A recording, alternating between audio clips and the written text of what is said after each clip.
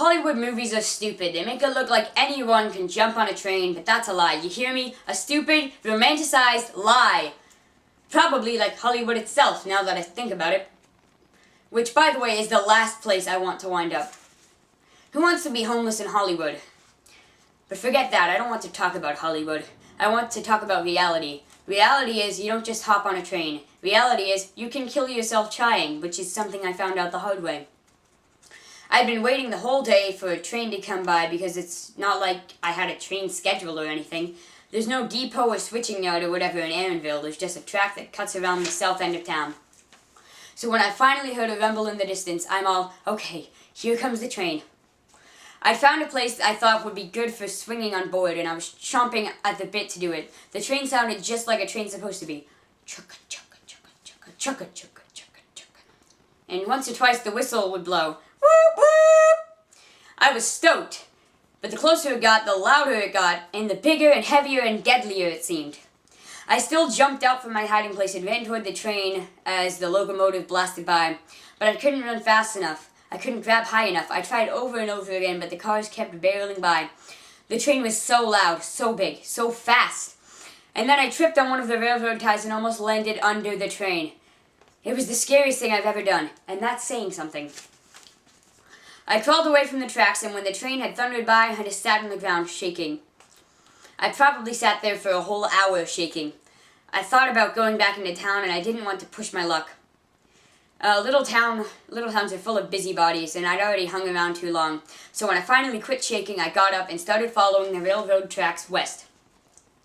I can hear you now. Holly, what were you thinking?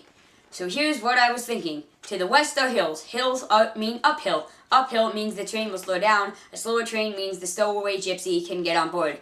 It seemed like a pretty good plan. At the time, I walked along the tracks until it was almost dark, eating and especially drinking as little as I could stand.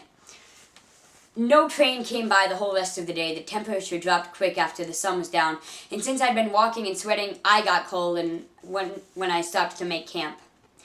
I wasn't sure what kinds of animals were lurking around, hoping to sink their teeth into tired gypsy meat, so I climbed up to an isolated ledge on a big rock formation. I decided that, yeah, I'd be pretty safe up there, so I collected a little arsenal of rocks, left them on the ledge, then climbed down and gathered wood for a fire.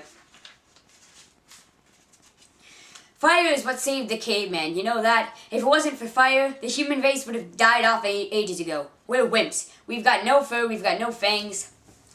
But we've got fire. And for your information, Miss Leon, the crumpled pages of a lousy novel make a great fire starter. I'm telling you this because I think if you were ever stuck out in the woods overnight, you'd probably have a book with you. You told us over and over that you don't think you could live without books. But the ironic thing is, you'd probably die before you'd think to rip the pages out of one to start a fire. Am I right? Well, get over it already. Better to be warm than well-read. It took about 20 pages to get the little twigs going, and once they were burning, the bigger sticks dried out and caught fire too. I didn't just use the fire to warm up, I used it to dry the sweat from my clothes, especially my socks. Sweaty socks make your feet freeze at night. Oh, it's miserable. I also used it to burn a Vienna sausages can clean. I guess I could have dumped the can a ways away so the smell wouldn't lead animals to me, but my mother and I always burn cans out. You can use them afterward for cups or scoops if you have to. I really wanted to open the can of Spam I'd lifted because I was still hungry, but I ate the second half of a protein bar instead and washed it down with 2 sips of Gatorade. 2 sips is so hard when you're dying of thirst and there's no one to stop you, but my Gatorade was more than half gone, so I forced myself to stop drinking. Then I put on every stitch of clothing I had, and when the fire died out, I climbed up to my ledge and went to bed with rocks at the ready and the flashlight in hand. Animals don't like light in their eyes, and that plus zinging rocks is the quickest way to get them to back off. God, I really can't talk today. I can really never talk. I didn't sleep very well at all. I kept waking up from animal noises, rustling, flapping wings, howling. But I didn't actually come face to face with any gypsy killers.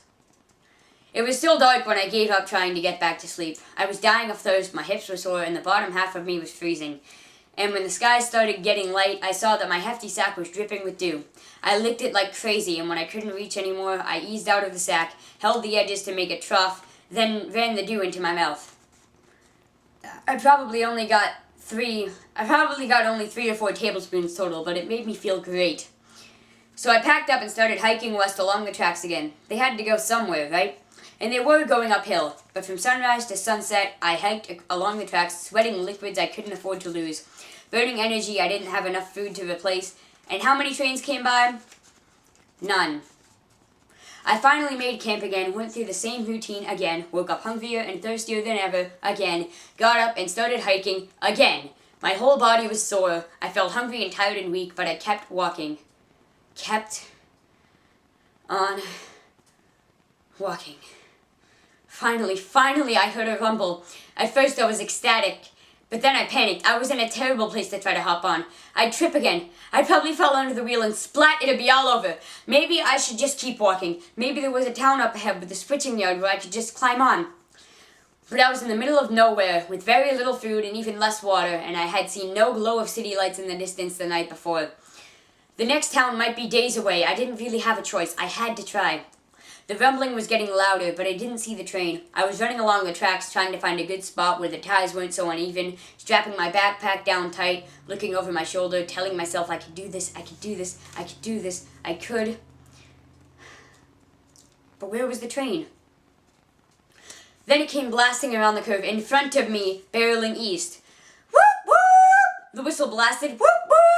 I about shot out of my pants, and as I scrambled away, the whistle blasted long and hard, which makes me think the engineer saw me.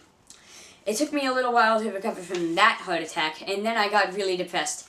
If a train only came by every other day, and half those days it was going in the wrong direction, how was I ever going to catch it?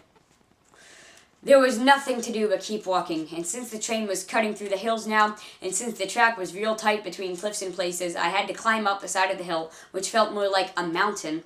It took me most of the day, but when I reached the top, I had an amazing view to the north and to the west.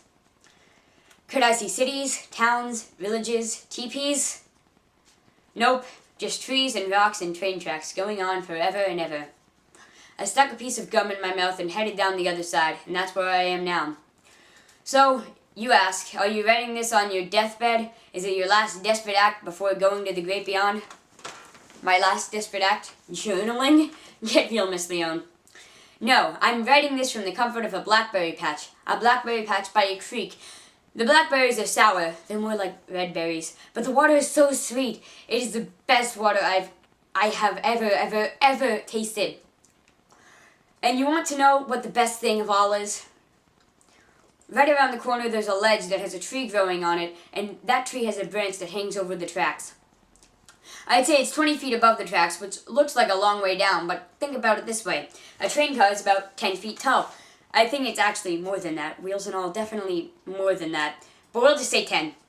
And dangling by my arms from a branch, I'm about 6 feet long, from hand to toe. Yeah, it's probably about 6. That means that the drop to the top of a train car will only be about 4 feet.